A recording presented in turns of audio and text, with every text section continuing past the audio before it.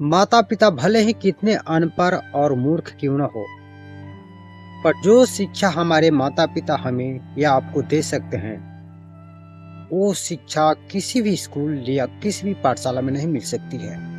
पर सच्चाई तो यह है कि हम बच्चे अपने माता पिता की बातों पर ध्यान ही नहीं देते हैं। दुनिया की सबसे बड़ी ताकत और सबसे बड़ी शिक्षा और सबसे बड़ी संस्कार हमारे माता पिता से ही मिलता है।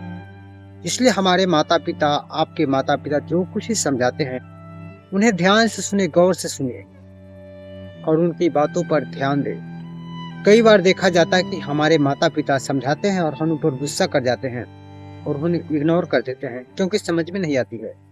और जब समझ में आती है ना, तब तक समझाने के लिए हमारे माता पिता रहते ही नहीं है और हम किसी और की बातों में आकर भटक जाते हैं, जो हमारी जिंदगी को, हमारे घर परिवार को धीरे धीरे बर्बाद कर रहा होता है। इसलिए मेरी पारिवारिक पाठशाला की सलाह, आप अपने माता पिता की इन बातों पर ध्यान अवश्य दें। यही हमारे लिए सबसे बड़ा शिक्षा और सबसे बड़ा जीवन का अनुभव मिलता है।